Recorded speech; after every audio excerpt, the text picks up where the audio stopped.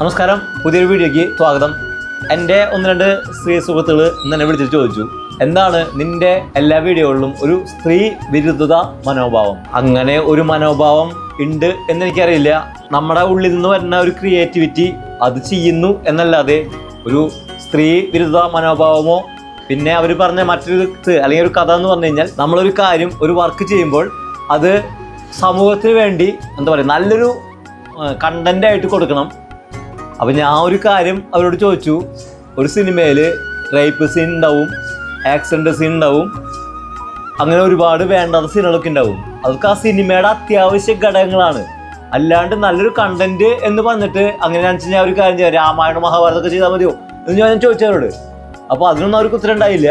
അപ്പോൾ ഇങ്ങനത്തെ കാര്യങ്ങളൊക്കെ പറഞ്ഞ് എന്നോട് വിളിക്കുന്നവരോട് ഞാൻ ദയവിച്ച് പറയട്ടെ, എന്നെ വിളിക്കണ്ട, നിങ്ങളൊന്നും എൻ്റെ ഫ്രണ്ട്ഷിപ്പിൽ ഏർപ്പെടും വേണ്ട. എനിക്ക് എന്താ തോന്നണേ അത് ഞാൻ ചെയ്തിരിക്കും. ഞാനത് മുന്നേ തന്നെ പറഞ്ഞിരുന്നു, ഞാൻ എൻ്റെ കണ്ടന്റുകൾ നിങ്ങൾക്ക് ഇത്രയ്ക്ക് വലിയ ബുദ്ധിമുട്ടാണെന്ന് വെച്ചാൽ നിങ്ങൾ കാണണ്ട, അത്ര എനിക്ക് പറയാൻ പറ്റുള്ളൂ. ഇതിനു മുട്ട് എനിക്കൊന്നും പറയാനില്ല, നിങ്ങൾ കണ്ടതിനും എനിക്കൊരു കുന്തമില്ല. That's all. പിന്നെ പറഞ്ഞ വേറൊരു കേസ്, ഈ സ്ത്രീ വിരുദ്ധത എന്ന് പറയുമ്പോൾ നിങ്ങളൊരു കാര്യം ഒന്ന് ആലോചിച്ച് നോക്കൂ. ഒരമ്മ അവൻ്റെ മകനോ മകളോ ആരെങ്കിലും ആവട്ടെ, മകൻ്റെ കാര്യം എടുക്കാം. മകനോട് പറയാണ് 10 മാസം ചുവന്ന കഥ അവനെ പറഞ്ഞു കൊടുക്കും. ഒക്കെ തിരുത്തി അമ്പിളി മാമനെ കാണിച്ചു കൊടുത്തിട്ട് മാമു കൊടുത്ത കഥ പറഞ്ഞു കൊടുത്തിരിക്കും. അങ്ങനെയാണ് ഇവനെ എന്താ പറയുക പറത്തിവിടാൻ പാകത്തിലാക്കണ വരെ വളർത്തുക. പക്ഷേ അച്ഛന് ഈ കഥകളൊന്നും പറയാനുള്ള സമയമില്ല.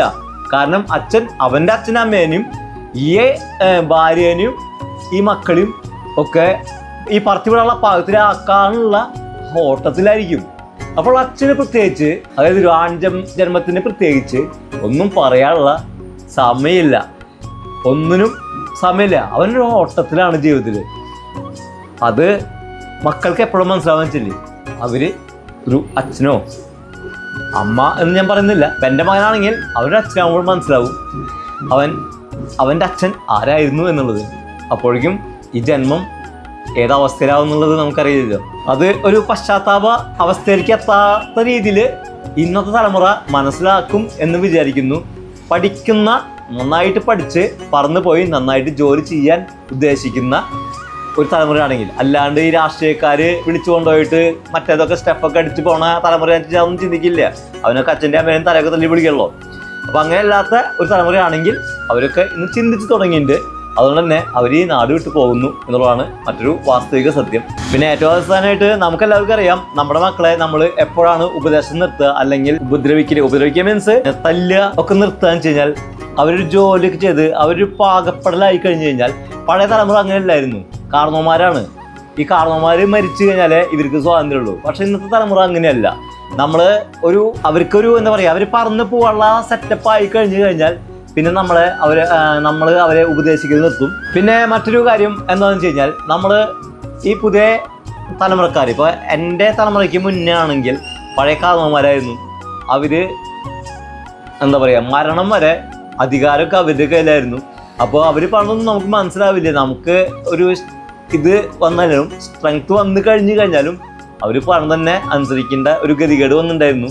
പക്ഷേ എൻ്റെ തലമുറയപ്പോൾ എനിക്ക് മനസ്സിലായി അങ്ങനെയല്ല അത് വേണ്ടത്. ഇവർ പറന്ന് പോയി പറക്കാനുള്ള കഴിവ് കിട്ടിക്കഴിഞ്ഞാൽ പിന്നെ അവരെ നമ്മൾ പിന്നെ നോക്കേണ്ട കാര്യമോ ചെവിമ പിടിച്ചിരിക്കേണ്ട കാര്യമോ അങ്ങനെയൊന്നുമില്ല. അവരെ കാലം പഠിപ്പിച്ചോളും എല്ലാം. അങ്ങനത്തെ ഒരു തലമുറയാണ് വളർന്നു വന്നിരിക്കുന്നത്. അതുകൊണ്ട് തന്നെ അതും ഒരവസ്ഥാവിശേഷമാണ്. ഇത് പറയാൻ കാരണം, ഞാൻ എല്ലാവരോടും പറയുന്നു, എൻ്റെ വീഡിയോസ് പുതിയ തലമുറയ്ക്ക് വേണ്ടിയുള്ളതാണ്. അതുകൊണ്ട് തന്നെ പഴയ തലമുറകളാണ് നിങ്ങളുടെ മനസ്സിലുള്ളിരിക്കുന്നതെന്ന് വെച്ച് കഴിഞ്ഞാൽ എന്നെ വെറുതെ വിടൂ. എനിക്ക് നിങ്ങളുടെ ഫ്രണ്ട്ഷിപ്പ് വേണ്ട. മറ്റൊരു വീഡിയോ വീണ്ടും വരാം എന്ന ഉറപ്പോടെ രാജേഷ്.